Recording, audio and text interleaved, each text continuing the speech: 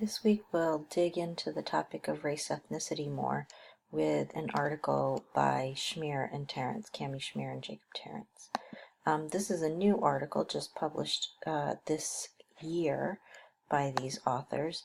And to start with, this is an original quantitative research article. I like to think about the outline of the article. I think doing that helps us improve our reading skills so that we know which section is trying to hit which key points for us, and then we can better pick out those key points.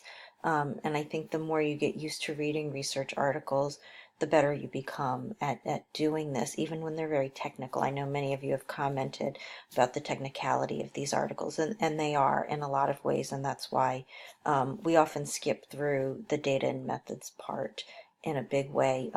For the level of this class, I think that's perfectly appropriate. But I still like to assign these more challenging research articles because in a short background section, they will tell you what it would take you an entire semester to read, in some cases, the literature on. So it summarizes that stuff for you. And also it gives you more experience with looking at research articles, which will become more important for you in your upper level classes, but can also really help you in your research methods and data analysis classes. This particular article uses what's called the weathering hypothesis. This hypothesis was developed by a woman named Arlene Geronimus, who you'll see speaking in the film assigned for this week. And it was originally developed in thinking about black-white birth outcomes, as you've read some about a couple of weeks ago, and again, as you'll hear about in the film for this week. In this study, they do a couple of new and novel things. So just to be clear, this is how science works. Each study builds on what's already been done in terms of research and what theories or hypotheses have been put out there to explain findings. And then any given study will do the same thing in a slightly different way or with a slightly different population. So this particular study applies the weathering hypothesis to looking at inflammation as a relatively new outcome of study, and in children in particular, which hasn't been done so much.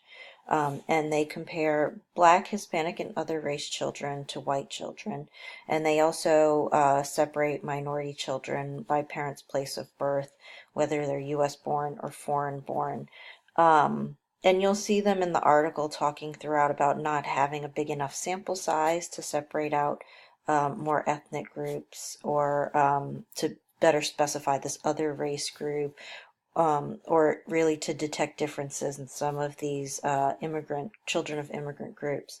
And this is common. It's in part because these are relatively small populations in the US. So when you take a representative sample of the US population, you're not going to get a lot of people that are part of these relatively small populations. And that's something, again, that when you get into taking Social 345 or statistics classes and other disciplines, you start to learn about how that sample size comes to matter. I focus a lot on the background because, again, I think that gives us a lot of information on what has been said about this, both theorizing and in terms of research that's already been done. So again, this weathering hypothesis, this is the theoretical framework for this research. And it has been mostly used, well, it was originally used a lot in work on birth outcomes based on maternal age. So some of Geronimus's earliest studies found that Black women who gave birth as teenagers actually had better birth outcomes than Black women who gave birth even slightly later in life.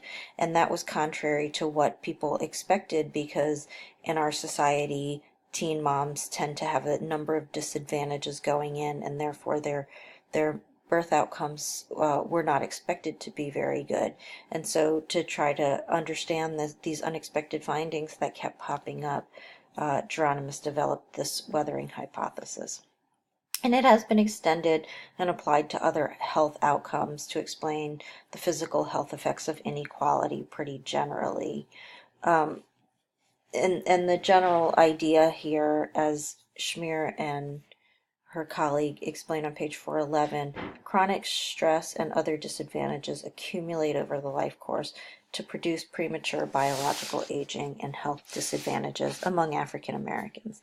And most of the evidence has supported this among African Americans, but there's been some studies on other ethnic minority groups, and there's mixed evidence there whether the hypothesis is supported or not. In terms of thinking about weathering and low-grade information in children, the idea here is to see if there are differences in low-grade inflammation, and they measure this with something called C-reactive protein, and these levels will be elevated due in part to chronic stress exposure. So as you get to the discussion of the article, you see that they're telling you, this is not a direct measure of stress exposure in any way. They're talking about children who are 2 to 10 years old, so they didn't go survey them and ask them about their stress exposures, but they did take blood samples so that they could measure something like this. And C-reactive protein, or this measure of inflammation, will be affected by things like health behaviors or chronic diseases that tend to affect people more later in life. So they're arguing that when measuring this in children aged 2 to 10, it's probably a better predictor of stress exposure than it would be among older people who have these other influences on inflammation levels. And then they also examine social mechanisms, right? We've heard a lot about mechanisms in the stuff we've read for this class. They are looking at socioeconomic status, parental marital status, access to health insurance, and household size. And they have one measure of a biological mechanism, one that we've heard about here before, body mass index. And these are the things that they think may influence inflammation differently for children by race, ethnicity, and or parental nativity, right? So again, those things connecting stress to some health outcomes that may be at work there. And still, in terms of background, right, this is just what they're reviewing about the research that has been done before that leads them to study to use these variables in their models to study these mechanisms. In terms of parental nativity, there has been really mixed results here. Research documents stressful conditions for immigrants because of factors such as discrimination, lack of resources, economic hardship, access to services, undocumented status. Again, here there are several different studies that have looked at these things, and they're not suggesting that all of these are going to apply to all populations of immigrants. Not everyone with immigrant parents has anything to do with undocumented status for themselves or their parents, for example. And research also tends to show an immigrant health advantage in some outcomes, and this can be related to cultural factors, tight immigrant communities, good social ties, avoidance of negative health behaviors among immigrant parents, especially those who have immigrated more recently.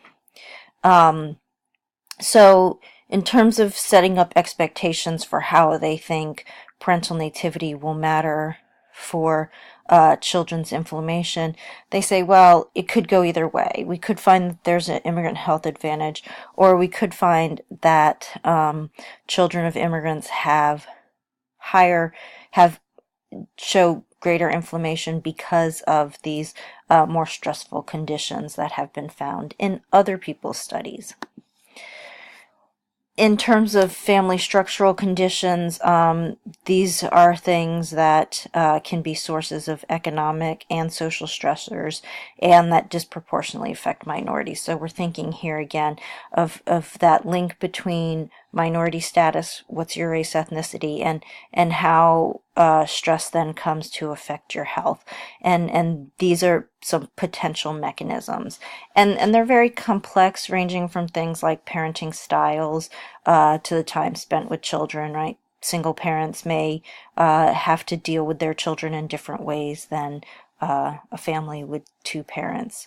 Relationship quality may differ for a variety of reasons. And then things like crowded households, insurance coverage. These are things that will affect lower SES families, families with undocumented status, and a variety of other ways that this might come into play.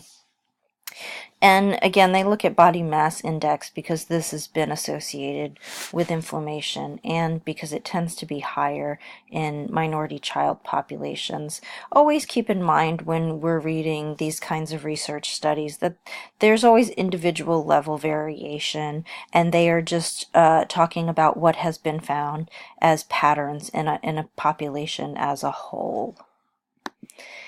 The data, methods, results sections, again, I recommend you skim these, especially those of you who have or are taking research methods or statistics courses. You'll find some familiar things in here, and not only will that help you see how the lessons of methods and stats are actually applied in the work of sociologists who are doing this work, but it will also, I think, help you understand to make those connections better between what you may be learning in those classes and how this research gets done and gets interpreted. But just as a basic overview, they're using longitudinal survey data that have been collected over a number of different waves of the study. And not only did they ask questions as in a survey, but they also did physical health exams with blood sample collection. Now, when I say they, it's not the authors of this study who have done this data collection. The NHANES data collection is a massive research effort, and then the authors of this study just have access to the data that have been collected. So again, they describe for you how they measured the variables, what statistical approaches they used, and a lot of very technical things. And they give you an overview of what the study finds, right? They find race ethnic differences in the percent of the child populations with low-grade inflammation.